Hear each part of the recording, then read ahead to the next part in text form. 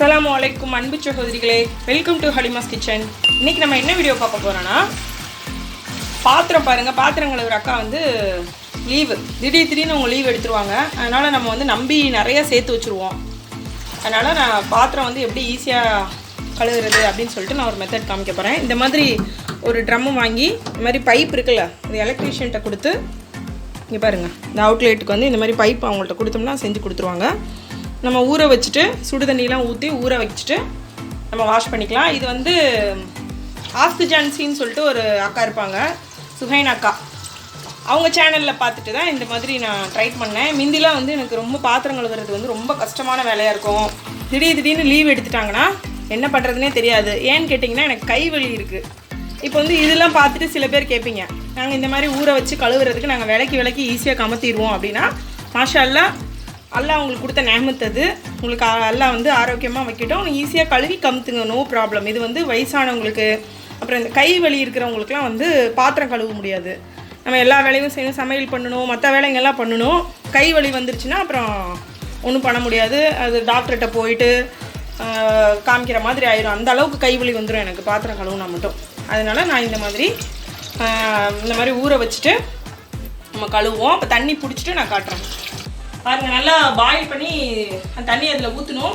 Heater இருந்துச்சுன்னா ஹீட்டரில் பிடிச்சி வச்சுக்கோங்க. கிச்சனில் வந்து ஒரு ஹீட்டர், சின்ன ஹீட்டர் வாங்கி வச்சுருக்கேன். இன்ஷால்லாம் செட் பண்ணோன்னே காட்டுறேன் பாருங்கள். இது வந்து பேக்கிங் சோடா அப்படின்னு சொல்லிட்டு 1 கிலோவே வந்து 50 ரூபா தான். கெமிக்கல் கடையில் கிடைக்கும் பேக்கிங் சோடா.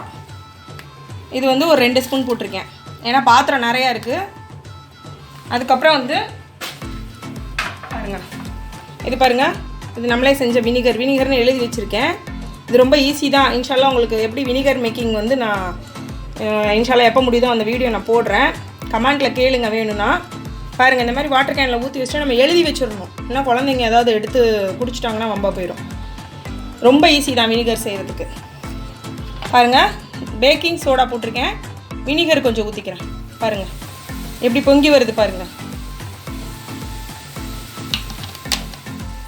வினிகர் கொஞ்சம் ஊற்றியாச்சு. இல்லைன்னா நீங்கள் மளிகை கடையிலே கிடைக்கிது வினிகர், பேக்கிங் சோடாவும் கிடைக்கும். இது ஊற்றியாச்சா? இப்போ பாருங்கள், இப்போ என்ன பண்ணுறேன்னு பாருங்கள். இப்போ பாருங்கள், இந்த தண்ணியில் வந்து நம்ம லிக்விடு,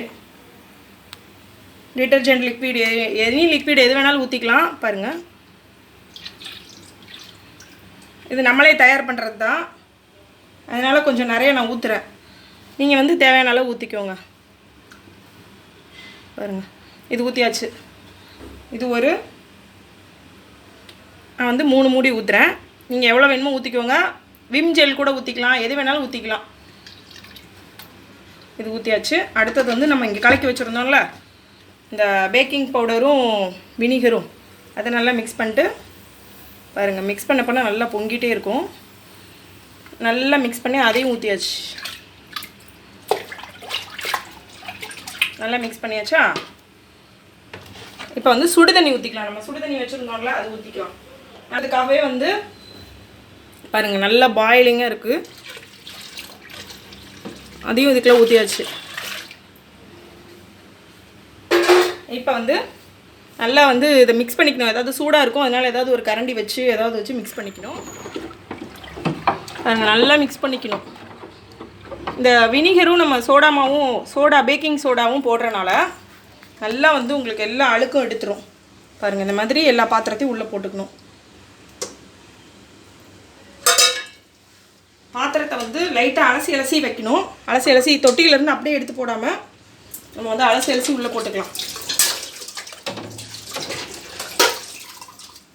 பாருங்கள், இந்த மாதிரி இதெல்லாம் பாருங்கள், ஊறினதுக்கப்புறம் எப்படி இருக்குன்னு காட்டுறேன் பாருங்கள்.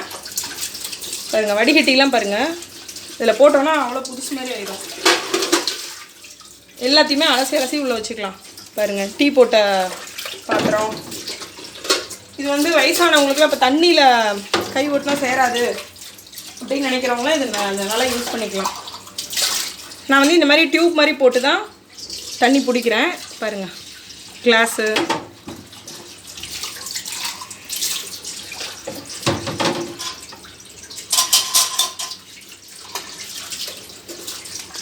இந்த மாதிரி எல்லா பொருளையும் நம்ம வந்து உள்ளே போட்டுக்கலாம். போட்டுட்டு தண்ணி வந்து சூடு ஆறுற வரைக்கும் ஊறட்டும். டைம் கிடச்சா ஒரு 2 மணி நேரம் கூட ஊற வச்சு நம்ம எங்கேயாவது வெளியே போகும்போது கூட ஊற வச்சுட்டு போயிட்டோம்னா சில நேரங்களெல்லாம் வந்து 3 மணி நேரம் 4 மணி நேரம்லாம் ஊறி இருக்க ஒன்றும் ஆகாது பாத்திரம்லாம். பாருங்க, எல்லா பாத்திரத்தையும் போட்டுட்டு நான் காட்டுறேன். பாருங்க, இது மாதிரி கரண்டி எல்லாத்தையும் வந்து போட்டுக்கலாம். எவ்வளோ பாத்திரம் இருந்தாலும் கவலையே பட தேவையில்லை. இல்லைன்னா நிறைய பாத்திரம் இருந்துச்சுன்னா எப்படிடா இதெல்லாம் கழுவி முடிக்கிறதுன்னு நிறைய கவலையாயிடும். கைவலி இல்லாதவங்க அழகாக கழுவிடுவாங்க. மாஷால்லாம் சேர விடாமல் கழுவிடுவாங்க. நம்ம வந்து வேலை செய்கிறவங்க நம்பி சேர்க்கும் போது எப்படி இருந்தாலும் அவங்க வாரத்துக்கு ஒரு நாள் அதுவும் இந்த மாதிரி பண்ணுவாங்க.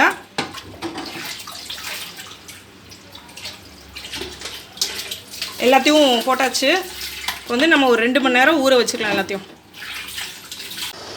பாருங்கள், நல்லா ஊறிடுச்சு.